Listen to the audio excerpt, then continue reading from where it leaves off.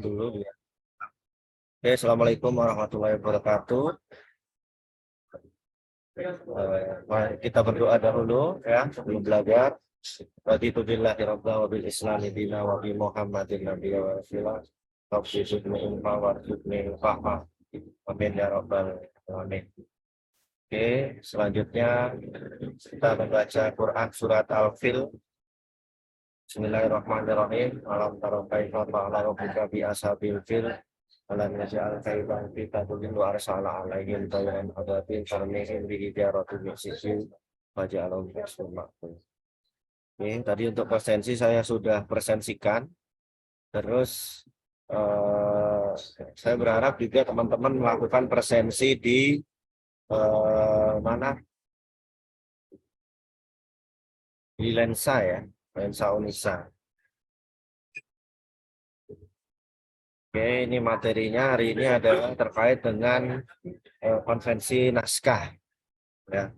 Jadi konvensi naskah itu di pertemuan kelima ini, ya nanti di dalam proses teman-teman penulisan esai yang sudah kolaborasi dengan PPKN, tentunya ada konvensi naskah yang perlu teman-teman ketahui. Yang pertama, penulisan naskah karangan ilmiah yang berdasarkan pada kebiasaan atau urutan yang sudah lazim dan sudah sepakat secara nasional maupun internasional. Nah, jadi konvensi naskah karya ilmiah adalah peraturan atau aturan yang telah disepakati bersama oleh suatu lembaga tertentu atau beberapa lembaga yang menyangkut seperangkat cara dan bahan yang digunakan dalam penulisan karya ilmiah, misalnya seperti laporan, penelitian, skripsi, dan lain sebagainya. Nah, bagian-bagian konvensi naskah itu yang pertama adalah bagian pelengkap, pendahuluan, bagian isi karangan, dan bagian pelengkap penutup. Bagian pendahuluan biasanya berisi terkait dengan abstrak. Abstrak yang kemarin teman-teman sudah pelajari bagaimana isi dari hasil metode penelitian, masalah, kemudian hasil pembahasan, kata kunci, dan lain sebagainya. Kemudian biasa kalau di skripsi itu ada halaman pengesahan, kemudian ada halaman judul, halaman persembahan, tidak wajib, dan kata pengantar.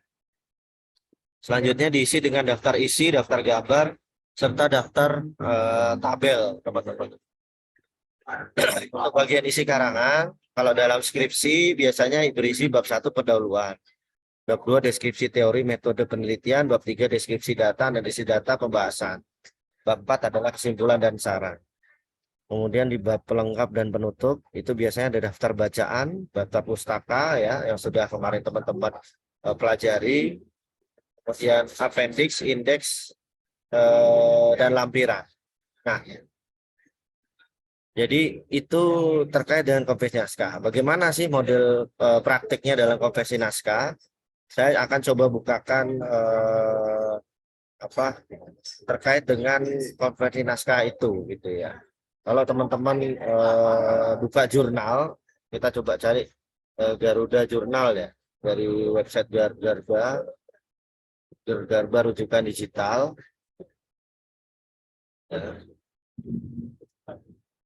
Misalnya kita cari tentang bioteknologi ya.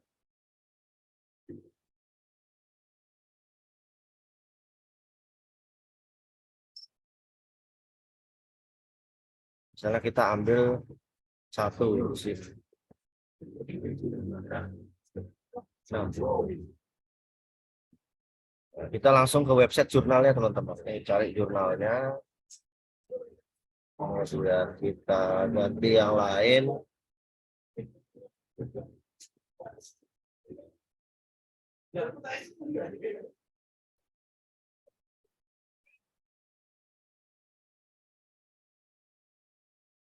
Ya. Ini misalnya jurnal di IPB teman-teman.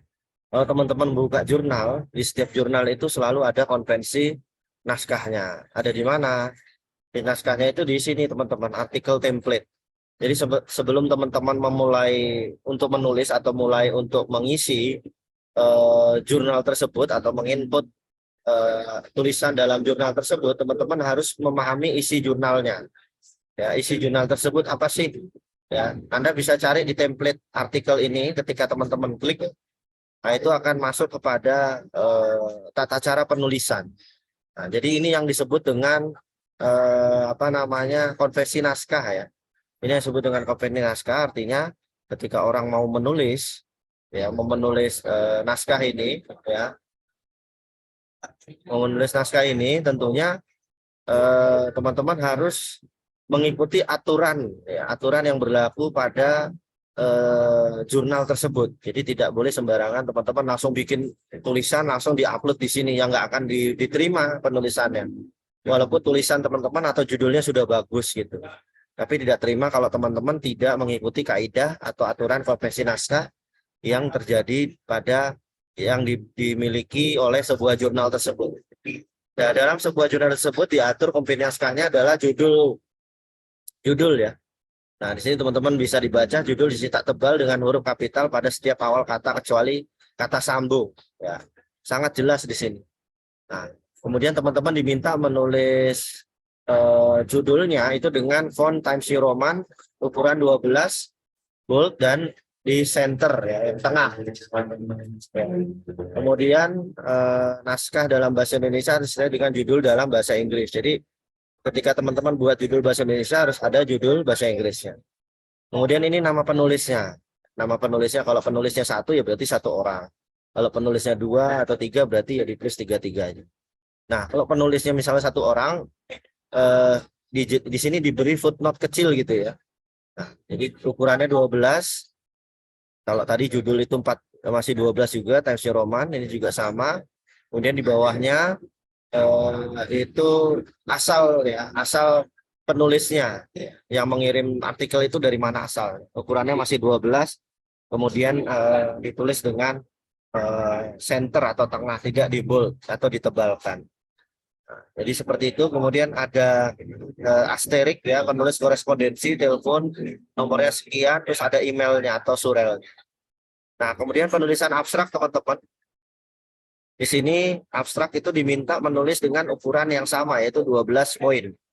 Nah, ukuran itu teman-teman bisa apa namanya di situ diminta untuk menulisnya ditebalkan di bold ya, kemudian tengah dan capital letter ya untuk yang penulisan abstraknya. Secara umum. Nah, kemudian abstrak ditulis dalam bahasa Indonesia satu paragraf dan tidak lebih dari 300 kata. Nah, ini yang penting untuk di abstraknya. Kemudian abstrak harus ditulis secara singkat mencakup pendahuluan, metode, hasil, dan simpulan. Nah, kalau kemarin teman-teman sudah melakukan bedah artikel, artinya ketika teman-teman nanti sudah menulisnya sudah bagus, ketika membuat abstrak itu tidak salah ya, artinya sudah benar. Kemudian ada kata kunci maksimum 6 kata. Jadi kata kunci pertama yang paling penting. Nah, itu juga diminta seperti itu. Kemudian untuk pendahuluan itu masih sama, ditulis dengan bold, center, dan capital letter. Ya. Sini penulisan harus mengacu pada penulisan jurnal ilmu tanah dan lingkungan. Nah, ini penulis harus mengacu pada pedoman penulisan jurnal ilmu tanah dan lingkungan. Nah, ini artinya konvensi naskah, teman-teman. Ya, konvensi ini kan kesepakatan gitu ya. Kalau teman-teman ingin masuk menulis di sini, teman-teman harus mengikuti kaidah atau kaidah konvensi naskah yang diminta oleh jurnal tersebut ya, termasuk ketika teman-teman menulis skripsi pun juga sama. Nah, kemudian template, nah, teman-teman bisa melihat di sini ya, template ini mohon di save as file dengan dokumen Anda, kemudian di copy paste di dokumen Anda di sini untuk copy paste dalam bentuk teks ke dokumen template ini mohon gunakan special paste dan pilih unformat text ya. Maksudnya apa? Ini teman-teman nanti kalau buka pakai Word itu akan terlihat gitu ya cara menulisnya. Misalnya kalau saya buat Word-nya, nah, jadi kalau misalnya teman-teman sudah copy paste begitu ya, misalnya saya mengopi yang tadi gitu, tadi kan salin. Nah, ini coba saya share screen. Nah, jadi ini saya copy tadi ya, terus saya pindah ke sini ya, saya langsung pindah ke situ. Jadi teman-teman bisa caranya klik kanan ya, klik kanan, kemudian nanti akan muncul keep text only, ya. Jadi spesial page-nya begitu, ya. Jadi biar ukurannya sama. Nah, itu. Jadi kemudian, nah ini naskah dapat tulis dalam bahasa Indonesia atau bahasa Inggris. Naskah harus siapkan dalam format Microsoft Word kecuali grafik menggunakan Microsoft Excel dan gambar menggunakan format JPG atau PDF. Kemudian naskah diketik pada kertas ukuran A4 dengan jarak 2 spasi dengan huruf Times New Roman 12 poin. Ya, jarak ketikan tepi kiri 3 cm. Nah, ini namanya konversi naskah, teman-teman, ya. Jadi teman-teman diatur untuk bagaimana menulis yang tepat. Nah, kemudian pendahuluan itu isinya apa saja? Ada penelitian, tujuan, hipotesis, serta menyebutkan penelitian sebelumnya telah dilakukan. Memberikan deskripsi lokal dan nama ilmiah dari objek yang diteliti. Kemudian ada bahan metode, teman-teman. Nah, ini juga ada judul sub bagian, hasil pembahasan, ya, di dalam naskah itu. Kemudian judul dan nama penulis, tabel gambar, kemudian daftar pustaka, ya. Nah, daftar pustaka kalau teman-teman mengutip di sini, teman-teman bisa melihat cara yang diminta oleh si jurnal, gitu, ya. Nah, jadi Anda mengikuti kaidah dari konvensi naskah yang ditetapkan oleh jurnal tersebut. Nah, coba Anda lihat ini kan juga sama seperti yang kemarin Anda bedah, ya. Ada nama penulis, kemudian tahun tulisan itu diterbitkan, dari buku apa, edisi keberapa, dipublikasikan oleh siapa, dan di negara mana, ya, atau kota mana, begitu, ya. Nah, itu seperti itu, teman-teman. Nah, ini contoh untuk tabel dan grafik. Nah, itu yang ada di jurnal ilmu tanah IPB ini. Jadi teman-teman ketika ingin mengikuti jurnal ini atau ingin menulis di jurnal ini, teman-teman harus meregister dulu diri sendiri, ya. Ketika Anda sudah register, sudah memiliki akun dari ini, nah kemudian nanti teman-teman punya tulisan itu mengikuti kaidah template yang ini, ya. Templatenya jurnal, ya. Kalau sudah mengikuti, baru teman-teman nanti mensubmit tulisan itu, ya. Nah, setiap tulisan, teman-teman, setiap jurnal itu pasti menggunakan alat, ya. Alat yaitu Mendeley dan Turnitin, ya. Ini kenapa ada Turnitin? Agar menghindari plagiat yang lebih dari 25% atau copy paste yang 25%, ya. Sehingga tulisan itu betul-betul tulisan yang bagus. Kita geser ke jurnal yang lain, misalnya. Ini ada jurnal Farmaka namanya. Jurnal Farmaka di Unpad itu juga sama, ya. Teman-teman nanti diminta untuk apa namanya, pengiriman artikel. Nah, di sini kan ada ini pengiriman artikel. Jadi artikelnya juga harus teman-teman bagaimana petunjuk penulisan, ya, abstraknya, bahannya, hasil riset, ya. Nah, terus ini template-nya, silahkan download template artikel di bawah ini. Jadi ketika teman-teman klik, nah ini nanti akan mengarah pada artikel itu. Nah, ternyata harus mendownload, ya.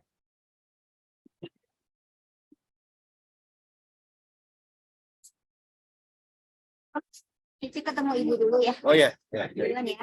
Oke. Yuk. Nah, ini jadi kalau misalnya teman-teman lihat ini, kalau saya bukakan, nah, teman-teman diminta untuk menulis seperti, ya, menulis seperti ini, gitu. Ini yang Farmaka tadi, ya. Jadi teman-teman kalau menulis judulnya, di sini diminta judul harus huruf capital center bold font 11. Kalau yang jurnal sebelumnya kan fontnya harus 12, ya. Kemudian dengan teks New Roman masih sama. Kemudian nama penulisnya, ya. Nama penulisnya teks New Roman ukuran 11. Nah, kemudian ada nama alamatnya, kemudian ada korespondensinya. Untuk korespondensi nanti email sudah diterima atau belum, via email apa, diserahkan tanggal berapa, diterima tanggal berapa. Kemudian abstrak. Ya, abstrak di sini diminta abstrak sesuaikan dengan style abstrak, kata kunci dan bold, ya. Jadi ada kata kuncinya di sini, ada berapa? Ada 3 atau 4 ini, ya, ada 4 kayaknya. Kemudian seperti biasa di sini ada masalahnya apa, metode yang digunakan dalam penelitian apa, ya, teman-teman. Kemudian ada hasil penelitian di sini, ya, hasil penelitian. Jadi kesimpulan di sini. Jadi seperti itu. Jadi teman-teman bisa melihat setiap konversi naskah yang sudah ditentukan oleh setiap jurnal. Kemudian saya kemarin juga buka skripsi Unisa. Ya.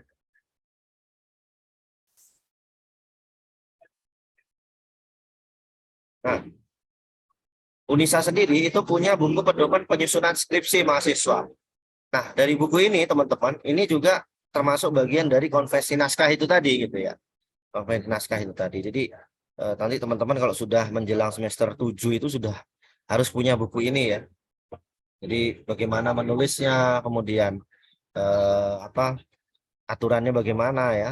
Di sini jelas ya ayat-ayat yang mendasari skripsi, latar belakang penyusunan skripsi, kemudian skripsi pembimbingan, hak pengarangan ya, ini juga jelas tata cara bimbingan, tata cara seminar dari sidang skripsi, penataan skripsi, format skripsi, cara mengutip dalam laporan dan penulisan daftar pustaka, bagaimana kemudian teman-teman bisa presentasi dan lain sebagainya ya.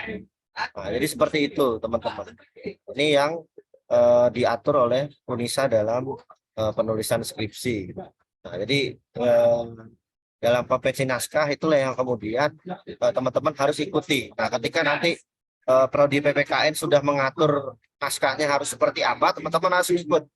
Ya, tidak boleh sembarangan atau tidak boleh ngawur dalam menulis laporan dari penulisan skripsi, tugas kuliah, IC dan lain sebagainya. Nah, itulah pentingnya kenapa ada konvensi naskah dan kemarin pertemuan kita juga membahas terkait dengan teknik presentasi ya. Kemarin kan teknik presentasi. Jadi di dalam apa tadi buku panduan skripsi Unisa itu pun juga diterapkan atau dijelaskan terkait bagaimana kemudian teman-teman bisa memiliki teknik presentasi seminar proposal dan seminar hasil. Bagaimana tujuannya, strateginya, mengelola presentasi, strategi menjawab pertanyaan, dan strategi menangani rasa cemas. Saya kira itu teman-teman terkait dengan materi saya hari ini, konversi naskah. Mohon maaf tadi kalau di awal ada sedikit trouble ya karena persoalan tempat mengajar yang agak kurang representatif untuk saya mengajar. Oke, saya kira itu teman-teman mungkin ada pertanyaan sebelum saya tutup terkait dengan konversi naskah.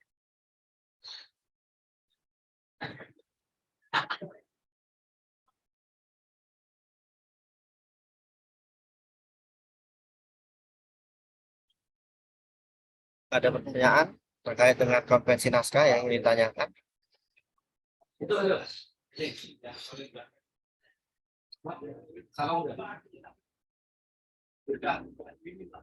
Oh ya. Satu lagi ya,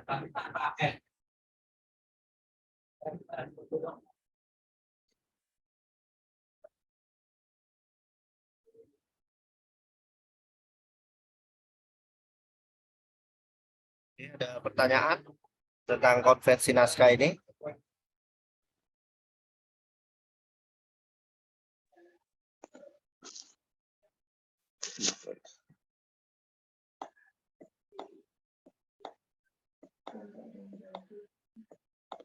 Aman, Pak. Aman, Pak. Belum, Pak. Aman, Pak. Kalau belum praktek, belum tahu, Pak. Mungkin harus praktek.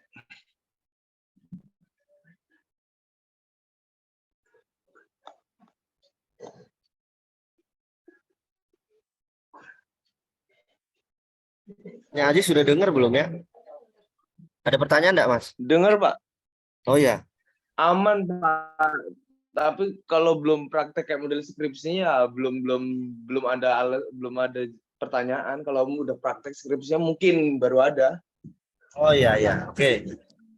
Ya mungkin nanti kalau pas skripsi ya, kalau teman-teman masih ingat sama saya ada di kampus ya monggo silakan tanya gitu ya. Nanti kalau misalnya sudah sampai skripsi ya, ini kan masih semester 1 atau misalnya teman-teman lagi bikin tugas IC ya atau mau ikut lomba begitu kompetisi, boleh japri saya mau tanya-tanya terkait dengan bagaimana sih untuk laporan ini penulisannya sudah tepat atau belum, mungkin ada typo atau tidak, salah ketik atau bagaimana, teman-teman bisa tanya walaupun mata kuliah bahasa Indonesia mungkin di semester selanjutnya tidak ada lagi, hanya di semester 1, tapi saya berharap teman-teman nanti di perkuliahan ini di 5 pertemuan kita yang di awal mulai dari kemarin itu yang pertama pemilihan apa tata pemilihan tema, kemudian topik, judul itu sudah bisa begitu ya. Ketika nanti teman-teman ikut kompetisi, oh ada tema penulisan ini gitu ya.